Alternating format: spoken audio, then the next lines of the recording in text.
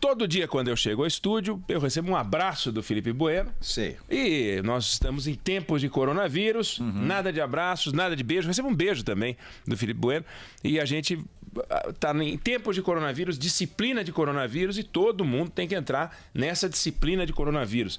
Prova de amor, prova de carinho, prova de afeto, prova de amizade é a distância física, não espiritual, não mental, não emocional, não psicológica, mas sim distância física. Porque não é que você corre o risco de ser contaminado. Você pode também contaminar. Então, prova de amor é a distância física. Bom, ontem a gente teve o Canal Livre na TV Bandeirantes. O tema foi coronavírus. A gente levou aos estúdios da TV um infectologista e um economista. O infectologista é o Marcos Boulos e o economista o Alexandre Schwartzman. Duas pessoas da melhor qualidade para discutir os dois ângulos mais importantes desse desafio mundial, que é também brasileiro, a partir de agora, a saúde das pessoas, que é prioridade número 1, e a saúde da economia, que é a prioridade número 2. Prioridade número 2. Então, temos a 1. O Marcos Boulos, ele lembrou, e é sempre importante a gente lembrar, que o coronavírus é uma gripe, com sintomas de gripe, letalidade de gripe, não é um vírus mais letal. Mas como ele é um vírus que se espalha muito rápido e tem maior poder de contágio, se você tem muita gente se contaminando ao mesmo tempo, os hospitais não aguentam tratar as pessoas, porque eles foram desenhados para um ambiente sem um vírus desse tipo. Nas demais gripes, o ritmo de contaminação é menor, ainda que os casos graves percentualmente sejam em igual número, o sistema de saúde aguenta. Porque tem UTI para todo mundo, ou para quase todo mundo. De forma que o nosso desafio como sociedade é reduzir o ritmo de contaminação do vírus na marra.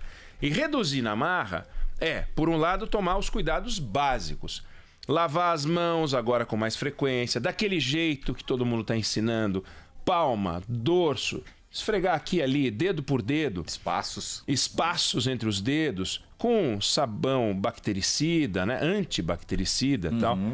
E não levar a mão ao rosto, como todo mundo leva. Nós temos mania de levar a mão ao rosto, não é mania de brasileiro. O ser humano leva a mão ao rosto. A gente sempre sente uma coceirinha quando fala que não pode levar a mão ao rosto, a gente já sente aquela coceirinha que ele está ouvindo agora, já está sentindo uma vontade de levar a mão ao rosto. O pessoal fica se coçando, né? Se tossir, colocar o braço à frente, não colocar a mão, não abraçar, não beijar e tal, ok. A recomendação do médico, óbvio, do Marcos Boulos é: quem puder ficar em casa, fique em casa. Quem sair, tome os cuidados básicos. Se a gente fizer isso, o curso da pandemia vai ser diferente daquela que atingiu a Itália, daquela que atingiu a França, a Espanha, e pode ter outro curso. Ele desconfia um pouco do temperamento do brasileiro, não bota muita fé, ainda que agora a gente esteja vendo um pouco mais de cidades mais tranquilas, porque as escolas estão começando a não ter aulas, as universidades estão começando a não ter aulas, as pessoas estão desmarcando a academia, os restaurantes estão ficando um pouco mais vazios, mas ele lembra que no final de semana esteve na praia, não na praia, no apartamento que ele tem na praia, e viu um monte de gente na praia, como se não houvesse coronavírus, ainda que um ambiente aberto seja melhor do que um ambiente fechado. Sim. É uma praia, as pessoas ficam próximas umas das outras, não é uma a 5 metros ou 3 metros das outras. E ele lembrava na entrevista que as autoridades asiáticas ou nos países de regime de força, você fecha uma cidade como São Paulo, ou Belo Horizonte, ou Rio de Janeiro, e as pessoas ficam em casa. E aqui é muito mais complicado, é o estilo Itália, é o estilo...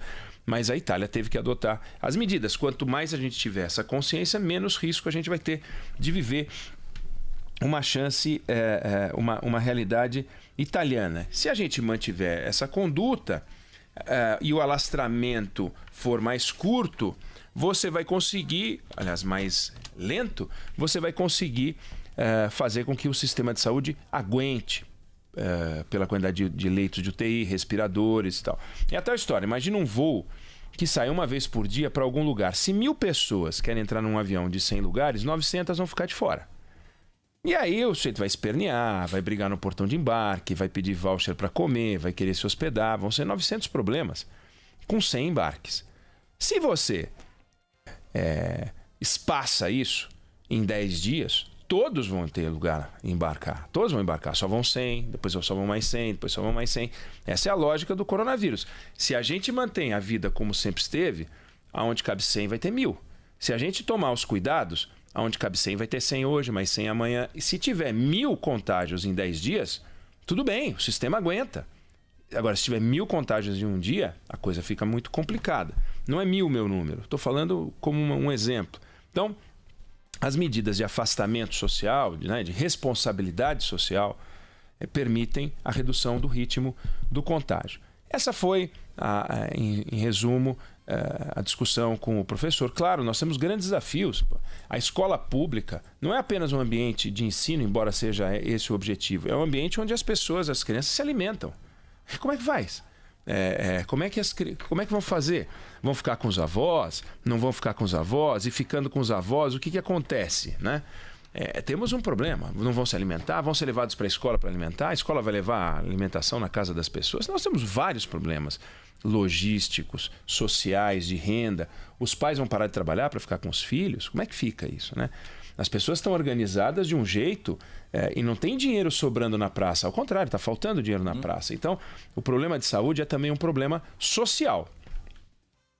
O Alexandre Schwartzman, ele estava mais preocupado com a infantilidade dos nossos comandantes, né?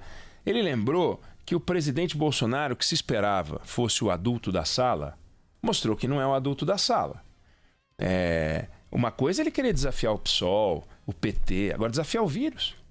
O vírus não tem essa questão. Ele não fica impressionado com o Brasil acima de tudo, Deus acima de todos. Ele não fica impressionado com essas frases. Com a bravata. Com a bravata, com a volta do regime militar. Ele não está nem aí se tem regime militar, não tem regime militar.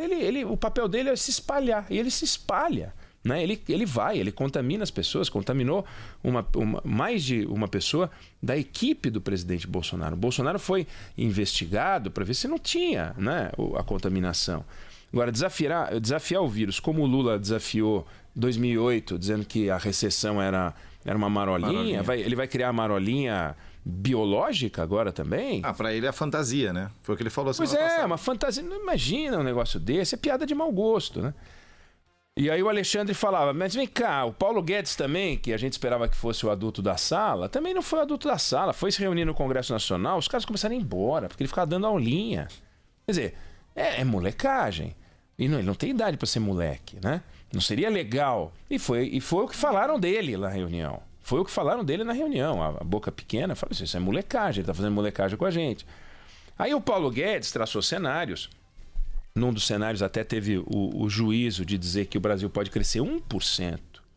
O Alexandre dizia o seguinte, com o que a gente já cresceu e com o que vai crescer, se nada acontecer na economia, nada, vai ser 0,8%.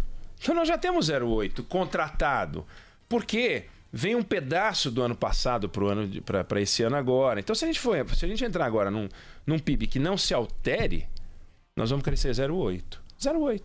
Então vamos dizer que a gente vai crescer 1%, faltando 8 meses para acabar o ano. Estou falando porque nós já estamos em meados do mês 3, crescer nada. Então se a gente for para 1%, porque no ano passado a gente cresceu 1,1%, mas pega o primeiro trimestre, que foi um desastre, tira, a gente estava num país de quase 2. Entendeu? Agora não, se você pega e pega um país de mais de 2 e cai para 1, você está desacelerando. O outro você estava acelerando. E não foi o suficiente porque o primeiro trimestre do ano passado foi ruim. Mas a gente teria tido um Brasil... Pega o Brasil do último trimestre do ano passado, multiplica por 4, você tem um país razoável diante do cenário de anos anteriores. Agora não. Agora é aquela brecada que você faz. Você tá no trem, faz aquele... Aquela reduzida que vai todo mundo dando um passinho. Quem tá de lado até não anda, mas quem tá de frente, com os dois pés em paralelo, né, em transversal com o trem, até dá uma andadinha para frente. Se descuidar, tem gente que gosta de andar de metrô sem usar as mãos, né? Tem muita experiência. Quantas vezes você não vê o sujeito dando aqueles... Dá 2, 3 passos até brecar, porque o trem breca, ele breca depois. E é isso, não pode ter um Brasil travando. O adulto da sala até agora é o ministro da Saúde, o Mandetta. Esse mostrou que é adulto da sala, é uma das poucas autoridades de Brasília com a cabeça no lugar. Isso é ótimo, que ele tenha a cabeça no lugar, mas é pavoroso imaginar que ele seja uma das poucas pessoas com a cabeça no lugar. Essa crise não é simples, essa crise não vai ser pequena, ela vai ser breve. Do ponto de vista da saúde, vai ser uma crise de 3, 4 meses. Nós vivemos uma crise de 2, 3 anos, levamos 4, 5 anos para sair dela, né? O vírus, ele vai se alastrar durante esses 3 meses, 4 meses. Agora, e o ciclo econômico que o vírus vai deixar? O pedágio econômico que o vírus vai deixar? E é disso que tratava a nossa entrevista. Pode ter sequelas mais complicadas, ninguém sabe desenhar como. Agora, imagine setores sofrendo sem crédito, porque alguns setores vão para renda zero. A United Airlines anunciou, American Airlines, né? Anunciou 75% dos voos parados, todos os voos para o Brasil. As empresas aéreas brasileiras estão falando que está pior do que o 11 de setembro de 2001, porque as pessoas simplesmente não estão voando, né? Quem vai voar? Quem vai passar o final de semana no hotel? Quem vai para um evento? Quem vai marcar reunião presencial? Só quem tem que marcar. Nós estamos aqui porque esse é o nosso ofício. Nós temos que estar aqui. O policial, o bombeiro, né? O enfermeiro, o médico. Agora, certas atividades vão começar a parar, ainda que sejam essenciais. O pizzaiolo é essencial na pizzaria, mas se a pizzaria parar, o pizzaiolo vai ficar em casa. E aí como é que ele vai viver? Perdão. Então, se a gente fosse parlamentarista, seria a hora do primeiro-ministro brilhar. Mas a gente é presidencialista. É a hora do presidente brilhar. E o presidente brilhar não pode ser o presidente indo às ruas compartilhando na rede social dele mensagens de ataque ao parlamento. Coisa que ele fez. Não pode ter o presidente da República cumprimentando as pessoas como ele cumprimentou. Ele fez o oposto do que o ministro dele, do que o governo dele manda. Ainda bem que o nosso sistema não permite que o presidente consiga impor as suas vontades, suas crenças no sistema real. Porque se pudesse, ele mandaria abaixar o preço do petróleo, ele mandaria ter crédito, não sei a que juros, ele mandaria que as pessoas dessem as mãos, sei lá. Não pode. A ciência manda mais do que a fé. Isso é importante. Um país se faz com ciência. Um país pode ter, cada um pode ter a sua fé. É legítimo. Que bom que as pessoas têm fé.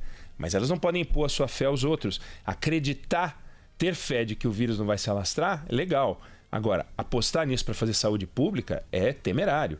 Ainda bem que o ministro Mandetta, como adulto da sala, não faz isso. O Bolsonaro pode acreditar no que quiser, ele pode acreditar que existe uma perseguição contra a sua família quando o Ministério Público faz uma investigação sobre rachadinha no gabinete do filho dele, do Flávio Bolsonaro. Ele pode acreditar que o Adélio Bispo, que tentou assassiná-lo e não conseguiu porque errou a facada, porque tentou matar mesmo o Bolsonaro. Ele pode achar que agiu por ordem de um partido de esquerda. Pode ser bom para ele. É bom para ele achar que, nossa, tem uma conspiração contra ele. Talvez isso até faça bem para ele. E ele pode achar que o coronavírus não é um vírus importante. Também pode achar. O que ele não pode é sair falando esse tipo de coisa, porque tem gente que acredita nele. Tem muita gente que acredita nele. Muita gente que acredita e muita gente que gostaria de acreditar. De falar, pô, eu não votei nele, mas eu quero acreditar que ele está do lado certo. Agora, a hora que ele brinca com o vírus... Quer brincar com o Lula, quer brincar com a Dilma, quer brincar com o Fernando Haddad. Para mim não tem a menor importância, são figuras da política. Eles que se entendem, eles estão no MMA. Agora, ele brincar como ele está brincando com o vírus, e mais do que isso, brincar com as instituições, provocar o Rodrigo Maia, provocar o Davi Alcolumbre. Ele deu uma entrevista em que ele desafia os dois a irem para as ruas. Vão para as ruas. Tem uma responsabilidade, vão para as ruas. Eu respeito os dois, mas vamos lá, eles estão fazendo crítica, vão para as ruas. Quer dizer, o que é isso? Parece meninice, coisa de menino de escola. Pô, ele tinha que dar aula. Ele não está mais em tempo de aprender. Aos 62, 63 anos de idade, presidente da República, ele está em tempos de ensinar. E é isso que ele está ensinando para os brasileiros, que o mundo é para fazer brincadeirinha, vendetinha, mandeta, não vendetta. Né? O que é isso? Né? Então, nós não podemos ter pânico, nós não podemos achar que o vírus vai acabar com o Brasil. Não vai. Né? A saúva, ou o Brasil acaba com a saúva acaba com o Brasil, ou o Brasil acaba com o coronavírus, ou o coronavírus acaba com o Brasil. Não vai acabar com o Brasil. Mas a responsabilidade do presidente é total. A revista americana New Yorker botou na capa... Perdão, o presidente Donald Trump com a máscara cirúrgica, aquela máscara de doente, nos olhos, como vendas. seja, não está vendo o que está acontecendo. Poderia ter usado o Bolsonaro também. Pô, não pode fazer isso. Tem criança no Brasil, tem idosos com mais de 80 anos. A taxa de mortalidade entre os idosos é alta para qualquer gripe. Dependendo inclusive. do recorte, chega a 20%. Pois é, então ele está brincando com isso. Ele acha que isso é brincadeira? Não é brincadeira. Né? Todo mundo que tem pai, que tem avô, está preocupado com isso, né? Então, o vírus não é coisa do Satanás, como alguém disse aí. O vírus não é invenção de uma mente perversa. O vírus, ele é só vírus. O vírus é só um vírus. O vírus, ele não é inteligente, burro. Ele é programado para se alastrar. Então, o que eu faço? Eu me alastro. Por quê? Porque eu sou vírus. É vírus. É um vírus. É o meu papel. É o meu papel. Então, nós vamos vencer com a arma da ciência. Falar mal do vírus... Gente... Eu não sei, é meio Dom Quixote, né? Sei lá, olhar para a sombra e dar umas pauladas na sombra. Se fosse cachorro, ficar pegando o rabo. É uma coisa tão infantil, não é nem... Perdão, as crianças que estão nos ouvindo, não é infantil. Não é infantil. Nesse sentido, é ridículo. Né? Uhum. É ridículo, né? Infantil não, as crianças dão aulas pra gente sobre como a gente deve se comportar muitas vezes. Agora, eu queria receber uma aula do presidente da República. E o presidente da República fica nessa coisa. Eu não estou falando de ideologia aqui, entendeu? Não quero que... Alguém vai escrever daqui a pouco, vai para Cuba. Eu não quero ir para Cuba. Eu acho Cuba uma droga. Eu não quero ir para a Coreia do Norte. Eu acho uma droga. China. Eu gosto de democracia. Eu gosto de Estado de Direito. Eu gosto de tudo que o governo até prega. Mas eu quero ver o presidente não desafiando a lógica. A Terra é redonda, o vírus mata, a taxa de vírus, né? A taxa de mortalidade que o vírus tem. Não vamos brincar com essas coisas. Se a gente não brincar com essas coisas, vai passar. Daqui 4 meses, sai Mandetta, não sai do governo, sai de cena como protagonista, porque, vamos combinar, quando o ministro da Saúde entra em cena, temos um problema. Uhum. O ideal é não ter ministro da Saúde entrando em cena, a gente não saber o nome do ministro da Economia, e só saber o da educação, pelas virtudes. O que a gente tem aqui no Brasil é que a gente sabe o nome do ministro da Economia em quem a gente acreditou quando começou esse game, e agora ele está fazendo um monte de atrapalhada. O ministro da Saúde, parabéns, está fazendo um belíssimo trabalho, e a gente sabe o nome daquele outro ministro da Educação, não pelas virtudes, pela sei lá o que, não vou nem falar o que é, mas é porque ele existe, só porque ele existe, né? Siga a dica do Rodrigo Maia, né? Quanto mais eu falo, menor a chance dele ir embora, né? Exatamente. Vamos então ficar quietinho. Agora, com relação aos adultos da sala, que foi a observação do Alexandre Schwartzman, é importante que aumente o número de adultos na sala. E vamos ficar nessa torcida, vamos ter juízo, responsabilidade e olho em Brasília.